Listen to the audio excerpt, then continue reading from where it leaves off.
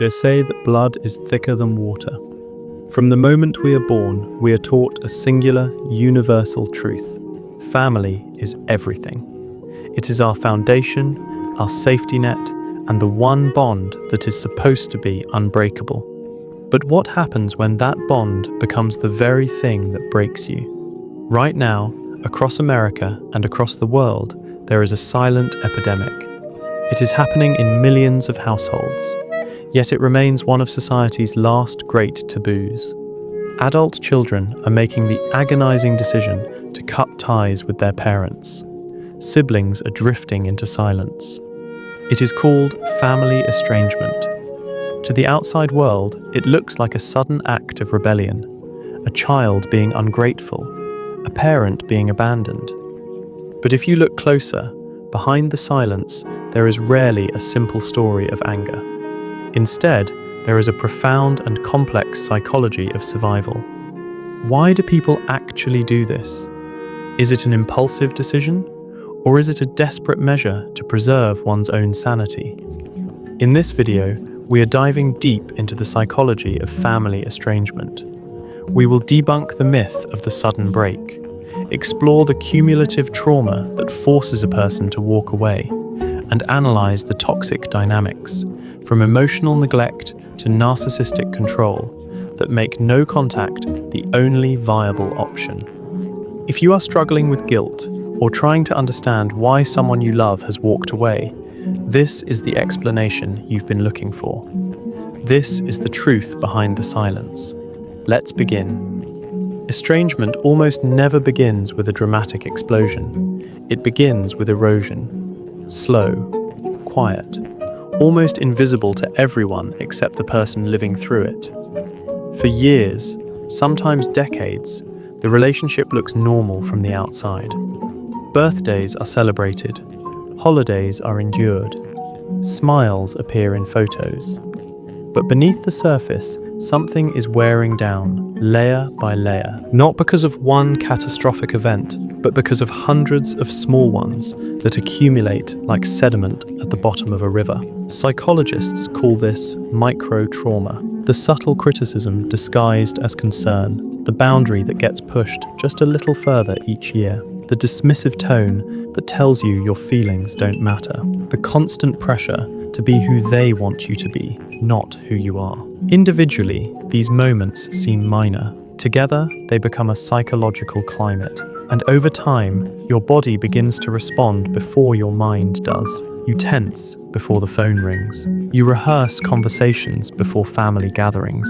You shrink parts of yourself to keep the peace. What you once called family dynamics becomes chronic anxiety woven into your daily life. This is the erosion most people never see. Estrangement doesn't happen because someone suddenly stops caring. It happens because they have gradually run out of capacity, out of energy, out of hope, out of space to keep absorbing the same wounds. Before the break comes exhaustion, and before exhaustion comes years of being slowly worn down. This is the true beginning of estrangement, not anger, but depletion. From the outside, estrangement often looks abrupt, like someone woke up one morning, got angry, and decided to disappear. Parents describe it as out of nowhere. Friends say, but everything seemed fine. But that's the illusion of the volcano effect. A volcanic eruption looks sudden only to those who weren't paying attention to the pressure building beneath the surface. Lava doesn't appear overnight. It forms quietly, silently, over years. The mountain holds it in until it can't. Family estrangement works the same way. The final argument, the holiday meltdown, the hurtful comment. These are never the true cause. They are simply the moment the internal pressure becomes unbearable, the final trigger in a long chain of ignored boundaries, invalidated emotions, and unresolved pain. To the parent, it feels like, you cut me off because of this. But to the adult child, it sounds like, no, I'm stepping away because this has been happening for 20 years. The break looks sudden only because the suffering was silent. Estrangement is rarely a reaction. It is a culmination, a release of pressure that could no longer be contained. And once the volcano erupts, everything changes. Long before someone chooses distance, many have already been cast into roles they never agreed to play. In dysfunctional or narcissistic family systems, identity is not discovered, it is assigned. And those assignments shape a child's entire emotional reality. There is the golden child, the extension of the parent's ego, praised, protected, idealized. Their purpose is to fulfill the family's narrative of success, even if it means sacrificing authenticity. Then there is the scapegoat, the one blamed for tension they didn't create. The truth teller, the emotionally aware one who refuses to accept dysfunction as normal. Ironically, the scapegoat is often the healthiest one, and the first to be pushed out when they stop absorbing everyone else's shame. There is also the invisible child, the one who survives by disappearing, keeping quiet, needing little, learning that attention is dangerous. They grow up skilled at self-reliance, but chronically unsure if they deserve to exist loudly. And then there is the heaviest role of all, the parentified child. The child who becomes the emotional caretaker for their own parents, the mediator, the peacekeeper, the one carrying responsibilities far too heavy for their age. These children grow up believing love must be earned through service, sacrifice, and silence. None of these roles allow a child to develop a true self. They create patterns of guilt, obligation, and emotional suppression that follow a person well into adulthood. And when someone finally steps out of the role, when they try to become a whole human instead of a family function, the system reacts. It resists, it blames, it punishes. Because in families like these, the moment you reclaim yourself is the moment you become a threat. For many, estrangement isn't about leaving the family. It's about escaping the role that was breaking them. Some wounds bleed, others don't. And those are often the ones that shape us the most. Emotional neglect is quiet. It leaves no bruises, no scenes, no clear moment you can point to and say, that's when it happened.